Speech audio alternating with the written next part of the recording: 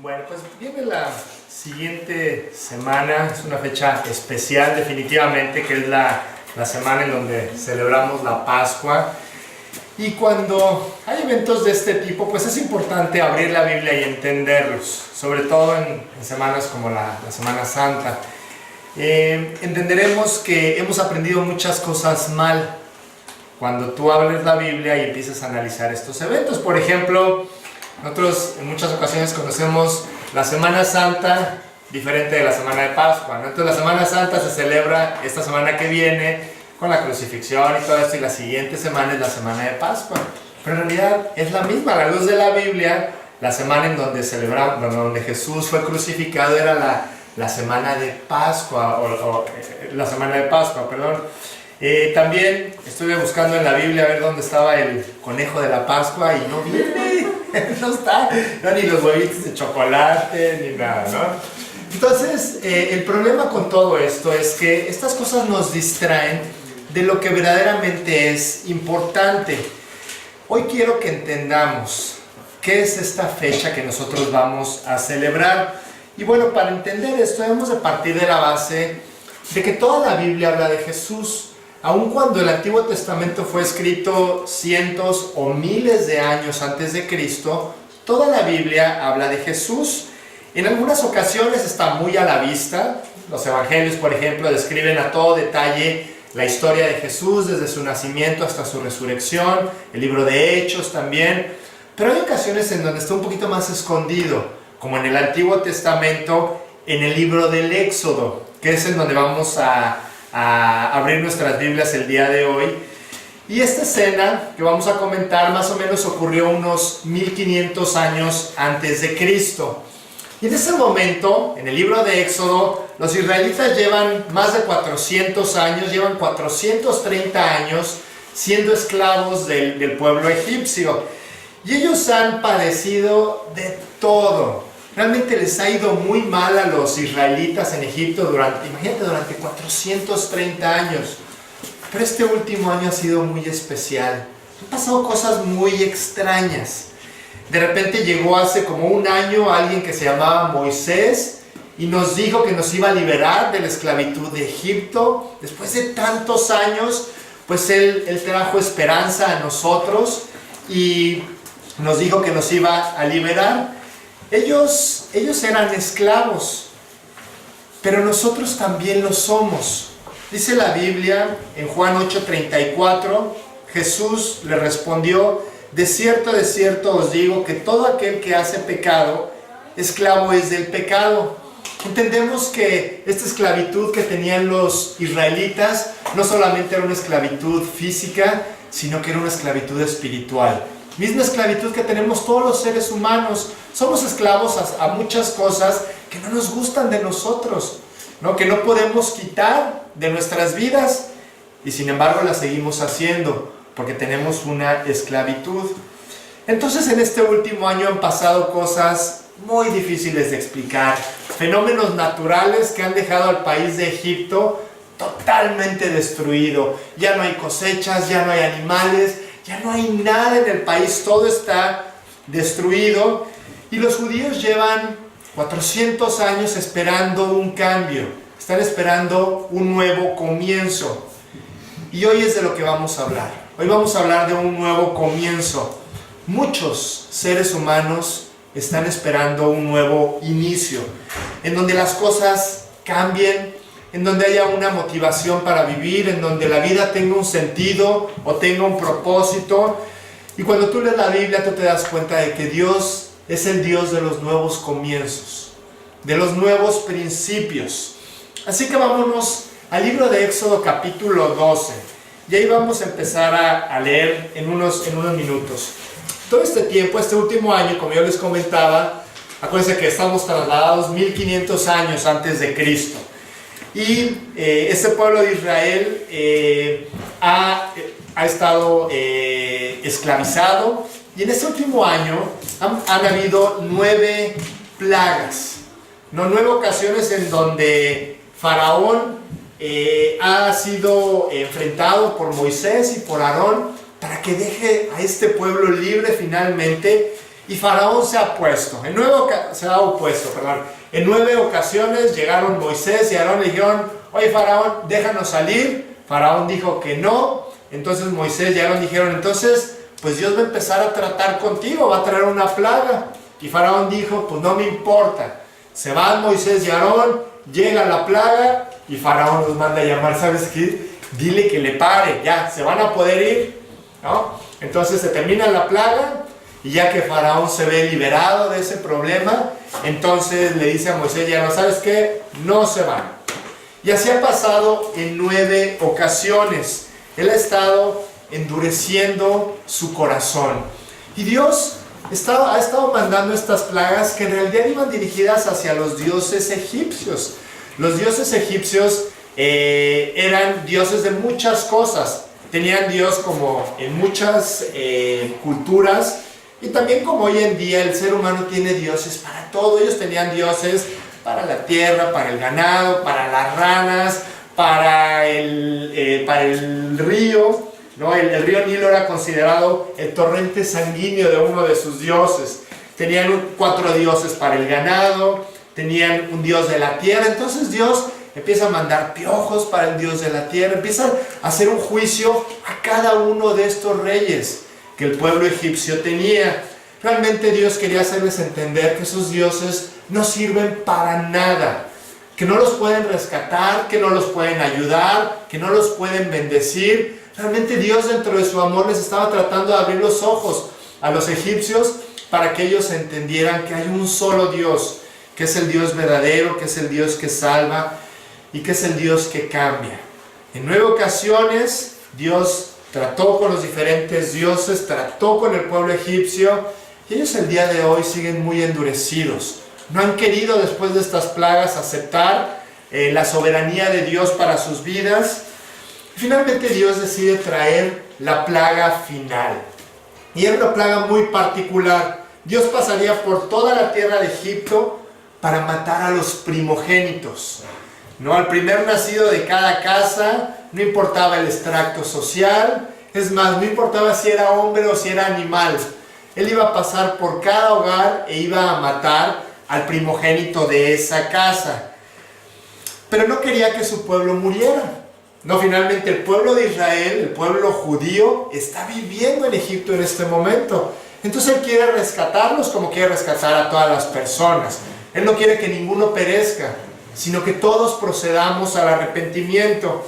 Entonces les iba a dar un ritual que es muy importante. Un ritual que no solamente los salvaría de la muerte, sino que sería una imagen del futuro redentor, del Mesías que vendría más o menos unos 1500 años después.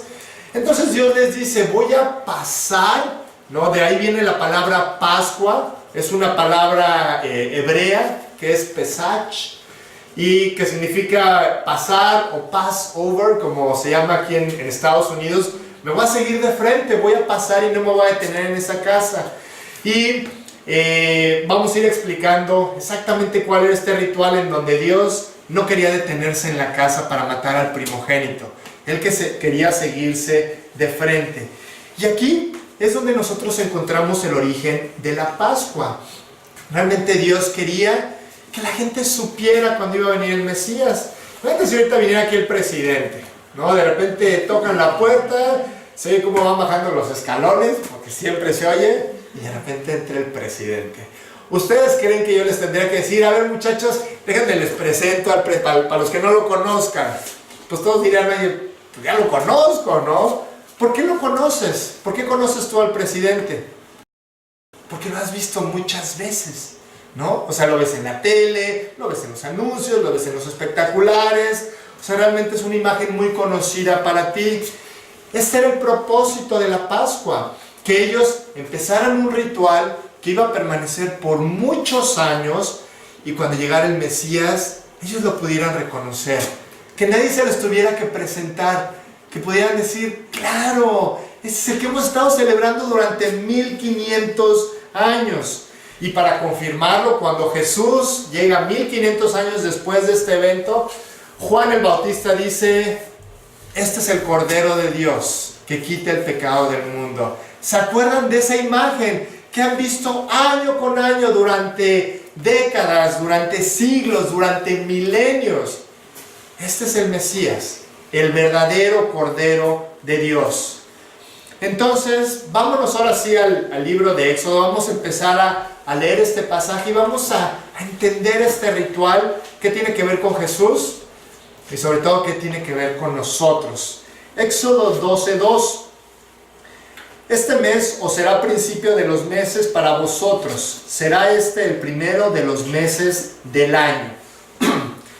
Es decir, llegó el tiempo de un nuevo comienzo, ¿no? Jesús hablándole al pueblo de Israel y a nosotros también. Este es el principio de todas las cosas. Este será el principio de los meses. Les voy a dar un nuevo calendario. Cuando Jesús entra a vivir al corazón de las personas, la historia de esa persona cambia. Es un nuevo comienzo. El calendario empieza desde cero. Y cuando tú te conviertes, cada día es importante para Dios.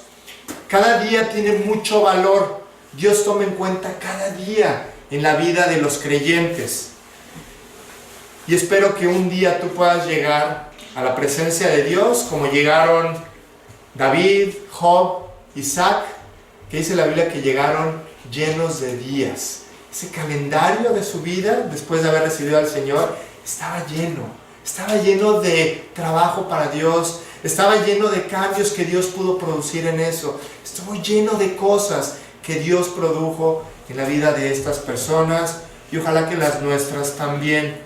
Y entonces, este va a ser el primer día. ¿Y cuál va a ser el ritual? Éxodo 12:3.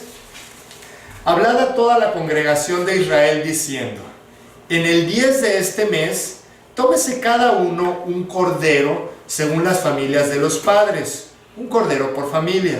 Mas si la familia fuere tan pequeña que no baste para comer el cordero, entonces él y su vecino inmediato a su casa tomarán uno según el número de las personas.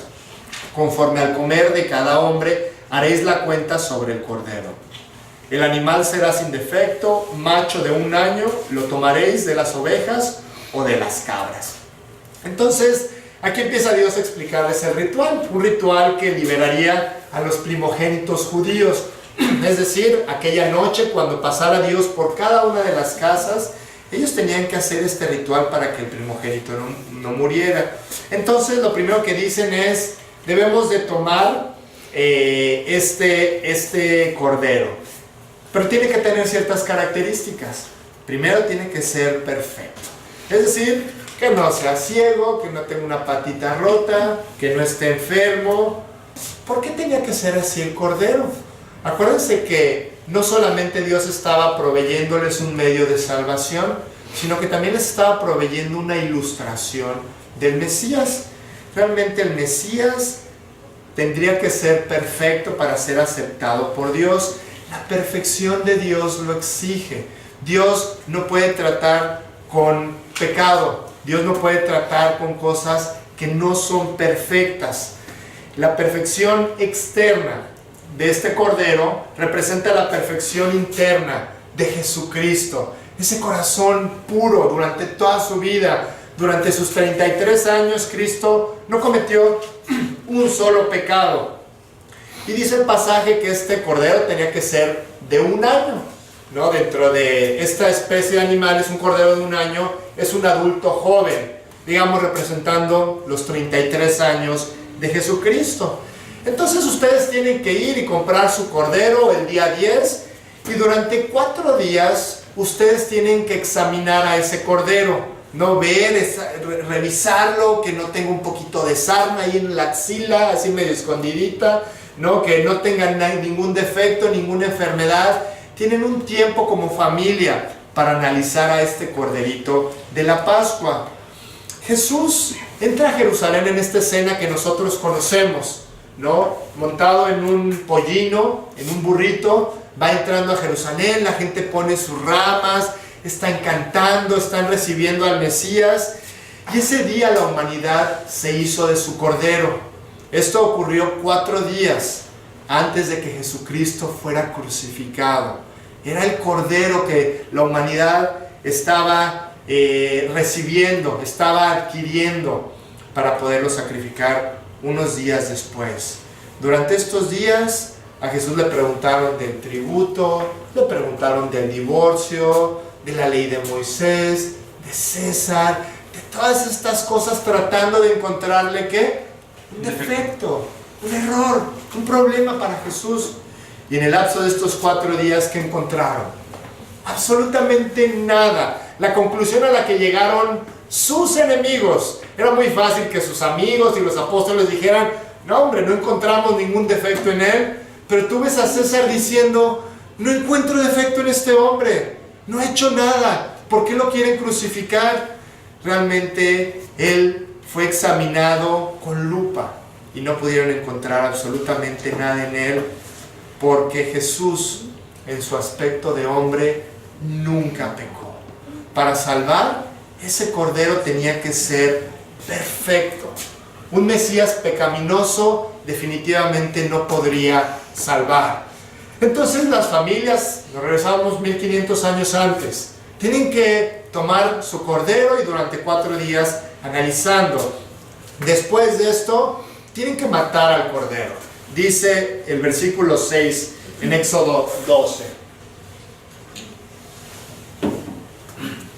y lo guardaréis hasta el día 14 de este mes, 4 días, y lo inmolará toda la congregación del pueblo de Israel entre las 2 tardes.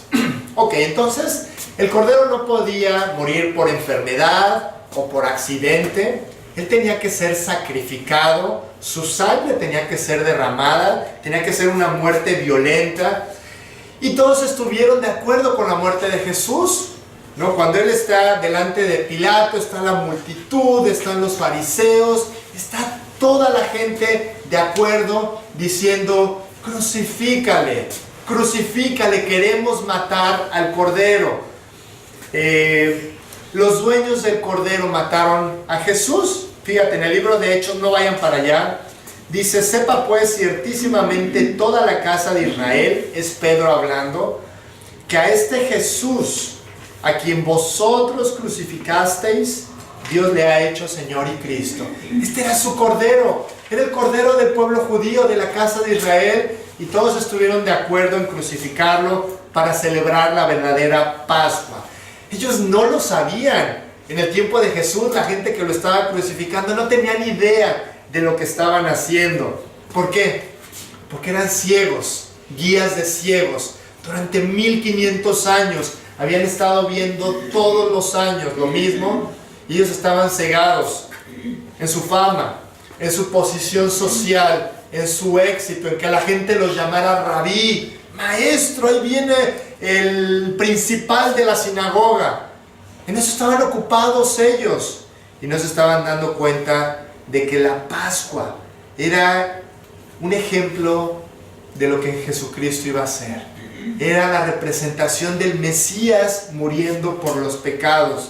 Jesús murió el día de la Pascua, ¿no? Dios le puso fecha y le puso hora a la muerte de Jesús. Él tenía que morir ese día, y no solamente ese día, sino a una hora específica. Hasta Dios les había dicho a qué hora lo iban a matar.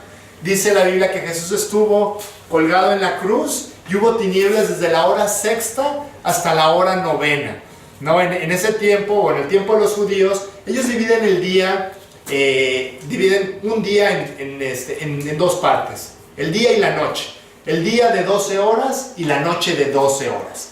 Entonces el día empieza a las 6 de la mañana y termina a las 6 de la tarde. Entonces la hora primera es a las 7 de la mañana, la hora segunda es a las 8, y así. Entonces Jesús estuvo básicamente colgado y en tinieblas. Él fue colgado a las 9 de la mañana, y a partir de las 12 hubo tinieblas hasta las 3, ¿no? Y las 2 tardes se dividen, la primera va de 12 del día a 3 de la tarde, es la primera tarde, y la segunda tarde es de las 3 de la tarde a las 6 de la tarde. Entonces Jesús murió a las 3 de la tarde. ¿A qué hora? Entre las 2 tardes, a la hora que tenían que crucificar, que sacrificar al cordero. Mientras ellos, los judíos, en el tiempo de Jesús, estaban sacrificando su Pascua, por vez más o menos 1500, ¿no? Después de todos estos años, en ese momento Jesucristo estaba colgado en la cruz. Yo imagino la ciudad con balidos de todos estos animales, ¿no? Gritando, lamentando los animales porque los estaban matando. Se oía esto en la ciudad y al mismo tiempo se oía una voz que decía: consumado es, en tus manos entrego mi espíritu. Mientras todos estos animalitos también estaban lamentando su propia muerte. Imagínate la escena. Ellos, sin saberlo, los judíos y los fariseos estaban llevando a cabo el sacrificio del cordero, mientras en sus propias casas ellos estaban celebrando religiosamente el ritual de cada año. Después Dios continúa dándoles instrucciones y les dice: se comerá en una casa y no llevarás aquella carne fuera de ella, ni quebraréis su hueso. Es decir, no podían, parte del ritual en el tiempo del Éxodo era que no podían romperle ninguna patita ni ningún hueso a los animales. Cuando a Jesús lo crucifican, perdón, estoy yendo del Éxodo a la crucifixión, espero que me vayan entendiendo. En el tiempo de Jesús, cuando los crucificaban, era una muerte espantosa la que les hacían. Ellos morían asfixiados, ¿no? Entonces, lo que hacían es que por la posición que tenían, por la pérdida de sangre, por todo lo que estaba ocurriendo, los pulmones se les empezaban a llenar de sangre a los que estaban crucificando. Entonces, cada vez se les llenaban más y cada vez podían respirar menos. De hecho, las muchas crucifixiones duraban hasta 2 y 3 días. Era una muerte terrible. Entonces, lo que hacían cuando ya querían que se murieran es que les rompían las piernas, ¿no? Porque con las piernas se podían sostener más o menos y podían respirar. En el momento en que quedaban totalmente colgados, en ese momento se asfixiaban. Entonces a Jesús llegaron y le iban a romper las piernas, ¿no? Para que ya terminara de morir y se dieron cuenta de que ya estaba muerto. No hubo necesidad de romperle las piernas. ¿Por qué? Porque a ese cordero no se le tenían que romper las piernas. Solamente le clavan la lanza para asegurarse de que esté muerto. Y bueno, pues definitivamente él ya había muerto. Esta escena que Dios les está poniendo al pueblo de Israel hace 1500 años antes de Cristo, era un espejo solamente, que ellos vieran todos los detalles y que pudieran reconocer al Mesías. Este Mesías cumplió con todos los requisitos de la Pascua. Entonces, este ritual que hacían los judíos consistía en tomar a su corderito, tenerlo 4 días, y a la hora de sacrificarlo no solamente lo iban a matar, sino que todos ponían las manos, toda la familia ponía las manos en la cabeza de este cordero, y así lo degollaban, en representación de que todos los pecados de esa familia pasaban a esa víctima inocente, y esa víctima pagaba por todos ellos.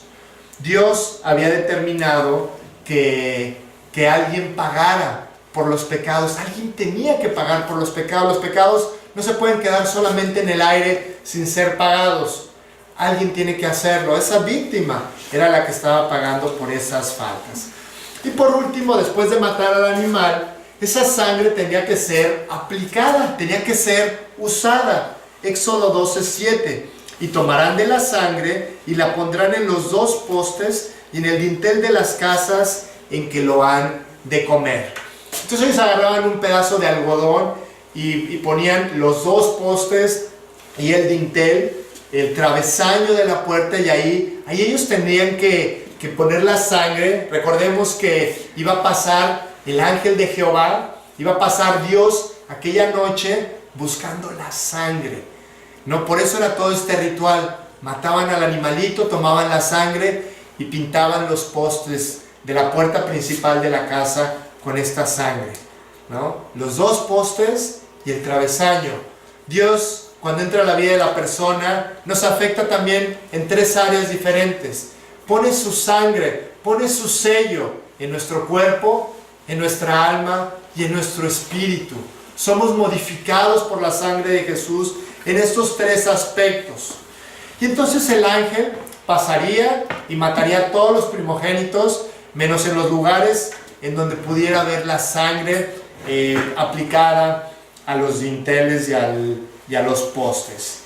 Después dice Éxodo 12:12: pues yo pasaré aquella noche por la tierra de Egipto y heriré a todo primogénito en la tierra de Egipto, así de los hombres como de las bestias, y ejecutaré mis juicios en todos los dioses de Egipto, yo Jehová, y la sangre os será por señal en las casas donde vosotros estéis, y veré la sangre y pasaré de vosotros, y no habrá en vosotros plaga de mortandad cuando hiera la tierra de Egipto.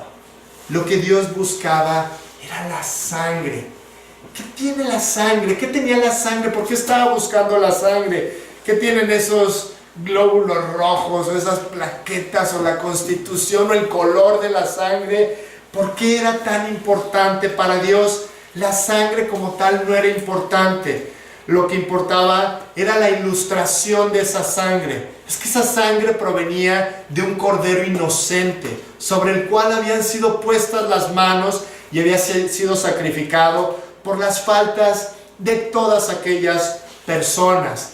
¿Por qué habrá Dios establecido esta forma? Dios estableció así las reglas del juego desde el principio. En Hebreos 9:22 dice: y casi todo es purificado según la ley con sangre, y sin derramamiento de sangre no se hace remisión. No se pueden cancelar los pecados, no pueden ser borrados de la cuenta. Esas son las reglas. O mueres tú o muere alguien por ti. Dios es un Dios justo, que no puede ver por inocente al culpable, que no puede hacerse de la vista gorda cuando nosotros pecamos. Dios, dentro de su justicia infinita, Él dice que todo tiene que ser pagado, pero dentro de su amor y misericordia infinita, Él estableció que tú y yo no pagáramos. Él quiso que tú y yo no tuviéramos que pagar por esas cosas que la verdad sí merecemos pagar. Por eso Él proveyó de una víctima inocente, una víctima perfecta, de acuerdo a la perfección de Dios, que pudiera pagar en tu lugar. Esa víctima empezó siendo un cordero, pero muchos años después terminó siendo Jesucristo, hecho hombre, Dios mismo, hecho hombre, pagando en la cruz y derramando su sangre y tratando de ponerla en el dintel de nuestra vida, en los postes de nuestra vida. Entonces Dios dijo: cuando yo vea la sangre en esas puertas, en la tierra de Egipto, yo voy a pasar de largo. Si la víctima, o sea, si esos pecados no fueron pagados con la sangre del cordero, tendrán que ser pagados con la sangre de las personas. Y finalmente Dios dice: no se va a quedar solamente ahí todo, sino que tienen que hacer un banquete. También es necesario que ustedes se coman a este animal. Dicen los versículos 8 al 10: y aquella noche comerán de la carne asada en el fuego, y panes sin levadura con hierbas amargas lo comerán. Ninguna cosa comeréis de él cruda, ni cocida en agua, sino asada al fuego. Su cabeza con sus pies y sus entrañas, ninguna cosa dejaréis de él hasta la mañana. ¿Por qué tendrían que alimentarse de él? ¿No era suficiente que ya el cordero hubiera sido sacrificado y que hubieran puesto la sangre en la casa? No, no era suficiente, porque el cordero que te salva también te alimenta. Esta era una representación que Dios nos quería dejar a nosotros 3,500 años después. Dios no solamente quiere salvarte, sino quiere satisfacer todas las necesidades de tu vida. Quiere que te alimentes de Él. Por eso Jesús decía: coman mi cuerpo, aliméntense de mí. El que come mi carne y bebe mi sangre tiene vida eterna, y yo le resucitaré en el día postrero. Claro que Jesús no está hablando de una acción literal. Él está hablando de una acción espiritual. Muchos lugares piensan que hay que de alguna manera representar a Dios de alguna forma e ingerirlo, ¿no? Y Dios dice, no, yo quiero alimentar tu vida todos los días. En esa relación personal contigo, a través de mi palabra te quiero nutrir. Quiero que tu espíritu vaya creciendo, así como un bebito que nace y que tú lo ves indefenso, que tiene muchas necesidades y lo único que hace es alimentarse, ¿no? Le dan leche y empieza a crecer, pasan unas cuantas semanas y el niño ya duplicó y triplicó su peso de nacido. Realmente Dios es lo que quiere hacer con su palabra y con nuestra relación con Él, alimentarnos para que vayamos entendiendo las cosas. Pablo les decía a los corintios, híjole, es que les tengo que dar lechita a ustedes porque son niños en la fe, tienen que crecer en su relación con Dios para que sean capaces de digerir mayor calidad y mayor cantidad de alimento. Dios quiere que nos alimentemos de Él. Jesús decía, tú debes alimentarte de mí. Tu relación conmigo tiene que ser tan cercana como lo es tu relación con tus alimentos. ¿Quién de aquí no comió ayer? ¿Quién de aquí no comió antier? No, es más, ¿quién de aquí ha pasado un día completo sin comer nada? No sé si alguno, pero probablemente ninguno de nosotros. No, realmente Dios nos quiere dar un ejemplo muy importante. No pases un solo día sin acudir a Él, sin buscarlo, sin alimentarte de su palabra. Jesús decía, les estoy hablando en términos espirituales. Entiéndanme, no tienen que comer ni beber nada. El espíritu, dice Juan 6:63, el espíritu es el que da vida. La carne para nada aprovecha. Las palabras que yo os he hablado son espíritu y son vida. Les estoy hablando del aspecto espiritual, no del aspecto material, ¿no? Entonces, si tú tienes a Cristo en tu corazón, tú debes de aprender a alimentarte de Él. Alimentarte de Él. Muchos cristianos el día de hoy se están muriendo de hambre. Esto es muy común dentro de los creyentes, desafortunadamente, ¿no? Con muchos problemas, con muchas dudas, con muchas inquietudes, porque se están muriendo de hambre, porque no están probando ese alimento del cual Dios les estaba hablando al pueblo de Israel en este momento. Pablo dice, porque nuestra Pascua, que es Cristo, ya fue sacrificada por nosotros. ¿Sabes? Jesús es la satisfacción de la vida. Tú estás completo en Él. Él te puede alimentar, Él te puede satisfacer. El que tenga sed, decía Jesús, venga a mí y beba. Si tienes sed, sed de amor, sed de justicia, sed, toda la sed que el ser humano tiene en esta vida, decía Jesús, ven a mí y bebe, aliméntate de mí, sáciate conmigo. Si tú como creyente piensas que hay algo que te hace falta, no compres lo que el mundo te ofrece, no busques en donde no hay, no vas a encontrar absolutamente nada. Probablemente lo que está faltando es un alimento de Dios. A lo mejor no te estás alimentando bien, por eso tienes hambre, por eso tienes sed. Dios, dice la Biblia, que quiere a través de Jesús, quiere alimentarnos, quiere llenarnos y satisfacernos. Entonces el pueblo de Israel está entendiendo en este momento, ¿no? Que Dios no solamente está hablando de salvarlos de esta 10ª plaga tan tremenda, sino de que Él quiere llevarlos a un lugar precioso. Quiere que sea el nuevo comienzo, pero un comienzo que permanezca por siempre. Que no sea solamente un nuevo comienzo y dentro de un poquito de tiempo otra vez estén en la esclavitud. Como lo hacían ellos. Unas semanas después de esta escena, ellos están diciendo, ¿sabes qué? Vamos a matar a Moisés y vamos a regresarnos a la tierra de Egipto.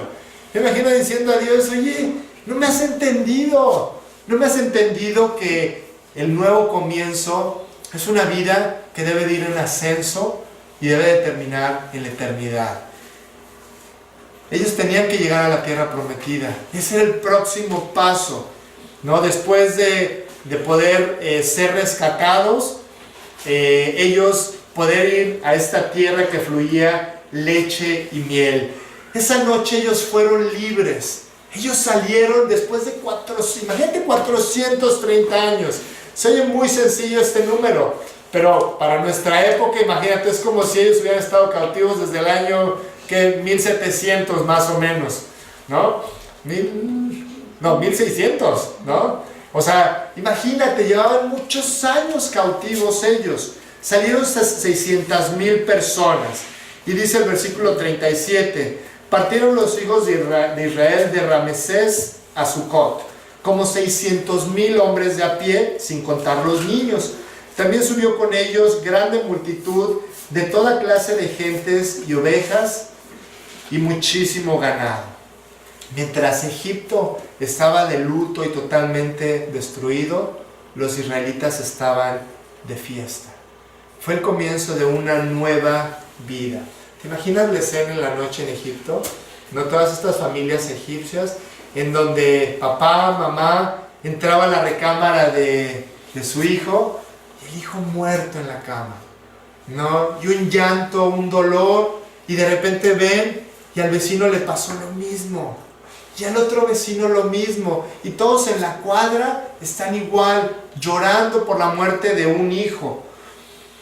Todos en la colonia igual, Iván y Faraón, exactamente lo mismo, ¿no? O sea, qué escena tan tremenda. Entonces, Faraón finalmente, después de ver esto, dice, ok, ya que se vayan, ya, ahora sí vayan y hagan todo lo que tú me has pedido, Moisés. Vamos a terminar ya con este problema. Entonces salen aproximadamente 2 millones de personas. Solamente habla de los hombres mayores de 20 años. Estos 600,000, las esposas, los hijos, probablemente un número alrededor de 2 millones de personas. O sea, ¿te imaginas la logística para pasar la voz? Moisés y Aarón, 2 personas, tenían que avisarles a 2 millones de personas. ¿Cómo era? O sea, realmente fue impresionante cómo de boca en boca ellos en un ratito pudieron transmitir el plan de Dios. Matas al cordero, lo tienes que sacrificar, pones la sangre, lo tienes que comer, todo esto. Tenían una organización preciosa y tenían un gran corazón, porque nadie se quedó con el mensaje. Nadie se quedó con el mensaje de salvación. Nadie dijo, ay, qué bueno que me dijeron, qué bueno que me va a salvar, voy a hacer todo esto que me dijeron. Y los demás, pues igual ni me creen, ¿no? Igual y creen en otras cosas, pero bueno, pues yo voy a preocuparme por lo mío, voy a hacer lo mío, voy a salvarme yo. Ellos tenían un gran corazón, porque ninguno se quedó con el mensaje de salvación. También me quiero imaginar aquella noche a los niños judíos, después de que oyeron que papá y mamá están comprando al cordero, llevan 4 días, y el papá le ha explicado más o menos al niño, pues mira, Dios nos dijo que tomáramos este cordero, porque va a venir una noche en donde va a venir Dios y va a pasar por todas las casas, y en donde no esté la sangre va a haber muerte. Imagínate a los niños pensando esto, y papá, y no me va a pasar nada. ¿Cómo sé que no me va a pasar nada a mí? Seguramente muchos no durmieron en aquella noche. Oye, y después nos vamos a escapar, nos vamos a ir de Egipto, ¿y qué va a pasar en el desierto, papá? ¿Cómo le vamos a hacer? ¿Qué vamos a comer? ¿Dónde vamos a dormir? No hay agua, somos un montón de gente, papá. Muchos se preguntan lo mismo el día de hoy. Cuando tú le vas a pedir algo muy difícil, no, hay cosas que yo no puedo dejar, hay cosas que yo no puedo abandonar. ¿Sabes qué les decían los papás a los niños? No te preocupes, vamos a confiar en Dios, vamos a dejar que Él nos guíe, que Él nos provea y que Él haga todas las cosas. Hay que obedecerlo, es lo único que hay que hacer. Tu chamba como ser humano es solamente obedecer a Dios. Él se encargará de todo lo demás. Oye, para salvarte tienes que arrepentirte, tienes que invitar a Cristo en tu corazón. Y la gente tiene muchos argumentos, no, pero es que yo creo esto, pero es que yo creo el otro. Solamente tienes que obedecer lo que la Biblia dice. Cuando lo obedeces, Dios te empieza a enseñar el camino. Y yo sé que hay muchas cosas que para ti son muy grandes y muy difíciles de cambiar o de arreglar, pero solamente tienes que obedecer porque Dios va a hacer el trabajo. Ellos, en este momento, los papás, no sabían de la columna de fuego, no sabían de la nube, no sabían del maná, no sabían del agua de la roca, no sabían nada. Pero le están diciendo a sus hijos, no te preocupes, hijo, vamos a confiar en Él. Dios nos va a proveer lo que nosotros necesitemos. ¿Y sabes? Así fue. No les faltó nada. Milagrosamente este pueblo de Israel pudo sobrevivir el paso del desierto, pudo entrar a la tierra prometida, que esa ya es otra historia, ¿no? Aún a pesar de su rebeldía y de su necedad, ellos pudieron entrar 40 años después a la tierra prometida. La idea era solamente unos meses después, pero Dios siempre les proveyó aún dentro de su necedad. Les dio agua, les dio el maná, les dio alimento, los protegió, los cuidó. El día que ellos entraron a la tierra prometida, ese día cesó el maná. Ese día dejó de amanecer estas semillitas que aparecían con el rocío en la mañana para que ellos se alimentaran, ¿no? Realmente ellos lo único que hicieron fue obedecer. Fue empezar a caminar con la fuerza del Cordero. ¿Y sabes? Ellos no salieron solos, ¿no? En el momento en que ellos salen solamente obedeciendo, de repente conocemos la historia probablemente. Faraón de repente dice, es que no, vamos detrás de estos cuates, ¿no? Ahora sí que ya que podemos perder, nuestros hijos ya se murieron, nuestro país está destruido. ¿Y qué hizo Dios? Ponerse atrás de ellos, como una columna de fuego, que los separaba de los egipcios, nunca dejó que se acercaran. Cuando llegaron al Mar Rojo, los israelitas dijeron, no, pues ahora sí ya fue, no, ahora sí ya no hay salida. Se abre el Mar Rojo. O sea, tú ves que ellos no salieron solos, no, ellos solamente creyeron y solamente confiaron y Dios hizo el resto. Fuera de Dios no hay ayuda, fuera de Dios no hay solución, la verdad. Todo tiene que empezar con el Cordero. Todo tiene que empezar con la sangre en nuestros corazones. Eso fue lo que hizo la distinción entre Egipto e Israel, entre los creyentes y los incrédulos, entre los que escaparon del juicio y los que se quedaron en él. ¿Sabes? A Dios no le importaban las buenas obras. Cuando pasaba por las casas no decía, me voy a pasar porque este cuate se porta muy bien, ¿no? Y porque este hombre es muy trabajador y la otra familia son muy morales, no hacen buenas obras, ayudan al prójimo. A Dios no le importaba eso. ¿Qué le importaba? La sangre, solamente la sangre. No hay nada que ellos pudieran hacer para salvarse. No podía haber una familia que dijera, ¿sabes qué? Nosotros no vamos a poner la sangre. Como nosotros somos unas buenas personas, vamos a apuntar en un pergamino todo lo que nosotros hacemos bien, ¿no? Y cuánto ayudamos, y cuánto trabajamos, y cómo nos portamos bien, y no decimos groserías, y esto, y lo vamos a pegar en la puerta. ¿Qué crees que hubiera pasado cuando pasara Dios por esa casa? Cuello, ¿no? O sea, hubieran muerto. Definitivamente que ellos hubieran muerto. Dios no estaba interesado en cómo vivía la gente. Estaba interesado en la sangre. Si hay sangre, yo voy a pasar de largo. Es más, si uno de los egipcios creen y hacen lo mismo, yo voy a pasar de largo también. Porque la salvación es para todos. Ellos sí se podían salvar. Evidentemente la mayoría de los egipcios no lo hicieron. La mayoría de ellos murió el primogénito allá en su casa. Y el Cordero el día de hoy está disponible. Está disponible para todos. Absolutamente para todos. Dios dice, porque de tal manera amó Dios al mundo, que ha dado a su Hijo unigénito, para que todo aquel que en Él cree, no se pierda, no muera, me pueda pasar de largo y tenga vida eterna. La sangre del Cordero está disponible.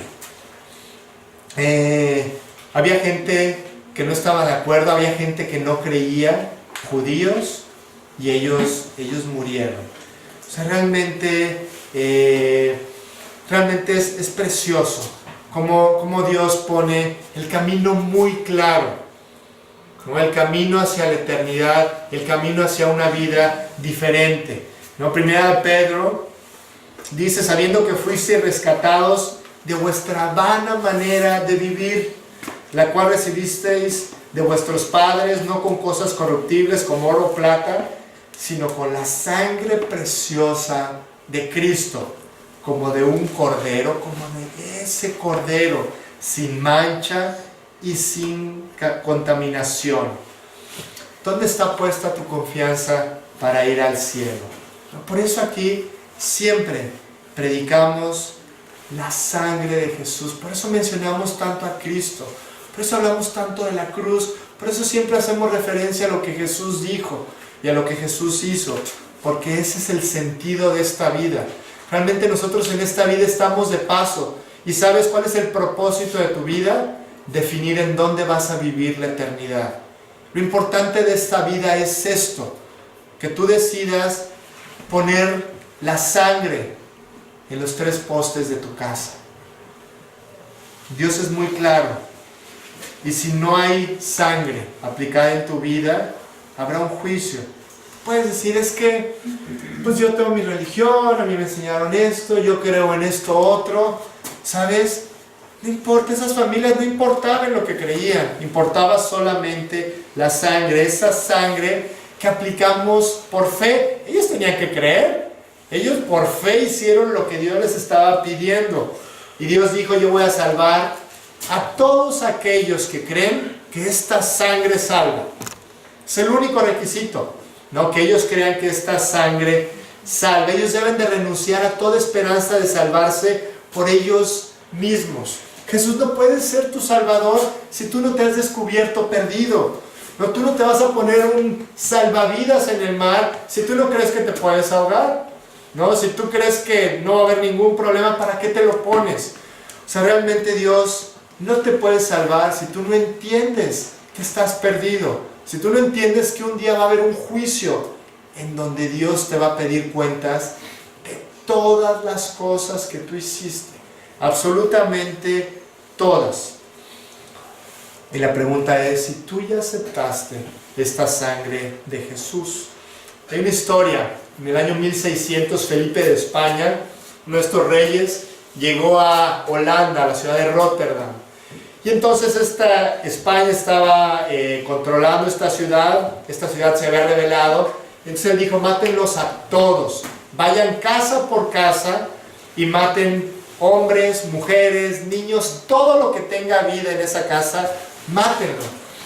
Y hay la historia de una familia que estaban escondidos porque pues ya estaban oyendo a los soldados que estaban en el vecindario, entrando casa por casa, matando a todos. Y cuando este hombre vio que a su familia le iba a pasar lo mismo, encontró uno de los animales que ellos tenían en casa. Y entonces él tomó al animal, lo mató y regó toda su sangre a la puerta de la entrada de su casa. Entonces llegaron los soldados del ejército, abrieron la puerta y ¿qué fue lo que vieron? La sangre regada por el piso y dijeron: no, aquí ya pasaron. Y se siguieron de frente y esta familia se pudo salvar. Exactamente lo que espiritualmente nos pasa a nosotros. Dios hace esto conmigo. Cuando a mí Dios me pregunte si me debe dejar entrar al cielo o no, yo no le voy a poder decir: Dios, tenemos un grupo de estudio de Biblia. No, yo hablé de ti. Dice la Biblia: muchos me dirán en aquel día: Señor, Señor, hicimos un montón de cosas en tu nombre echamos fuera demonios, en tu nombre hicimos muchos milagros.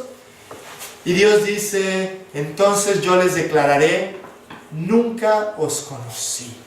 Nunca pusieron la sangre en la puerta de su casa. Yo no le voy a poder decir a Dios lo que yo hice o lo que yo dejé de hacer. Yo le voy a decir: Dios, yo creí en ti, yo creí en este cordero, ese cordero que fue sacrificado por mis pecados. Yo tomé la sangre, yo me vi perdido, yo entendí que yo merecía ser juzgado y entendí que debería de pagar, y yo acepté el pago de Cristo en la cruz por mí. Yo debo de entrar al cielo, Señor, porque esa sangre me redimió y esa sangre me salvó. Esa es la única respuesta. No vamos a poder llegar con Dios y le vamos a decir: Dios, yo hice buenas cosas. No, pon en la balanza las cosas, mis cosas buenas y mis cosas malas. Él te va a preguntar: ¿dónde está la sangre? ¿Dónde está la sangre del Cordero? Esa es la pregunta que nosotros tendremos que responder. Esta semana que viene, la semana de la Pascua, la Semana Santa, es una oportunidad de reencender nuestra gratitud por Él. De recordar esto, de recordar lo mucho que le costó a Dios nuestra salvación, entendiendo que a nosotros no nos cuesta nada. Y que nosotros tengamos un corazón de gratitud. ¿Cómo le agradecemos a Dios el que haya hecho esto por nosotros? Entregándole nuestra vida, diciéndole que lo vamos a obedecer, que lo vamos a seguir, que aquellas áreas en las que hemos fallado y no hemos querido entregar, esas áreas las vamos a cambiar, esas áreas las vamos a poner en sus manos para que las cosas cambien. Cristo estuvo dispuesto a ir al infierno, ¿no? Por eso tenía que ser toda la carne asada al fuego, en representación de lo que Cristo padeció en la misma cruz, viviendo el infierno de cada uno de nosotros. Asegúrate de que la sangre está en la puerta de tu casa, y asegúrate de que estás caminando con Él y que estás o vas a estar pronto en la tierra prometida.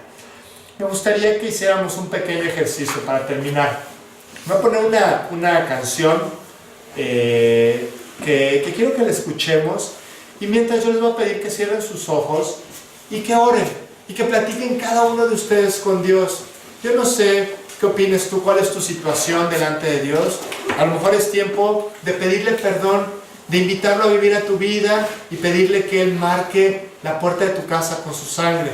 A lo mejor hay algunas cosas que están mal, a lo mejor ya lo hiciste, Cristo está en tu corazón, pero hay cosas que arreglar, a lo mejor hay cosas que agradecer. Yo no sé, aprovecha este tiempo. Es una canción de 5 minutos, ¿no? Para que ores un poco con Él y tengas un poquito de relación con tu Salvador, con Jesucristo. Vamos a hacerlo.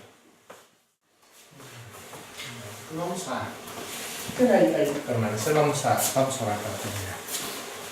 Señor, gracias, Padre, por tu sangre derramada en la cruz. Gracias, Señor, por la vida que tú nos ofreces. Gracias por tu amor por nosotros y por lo claro que es tu palabra, Dios.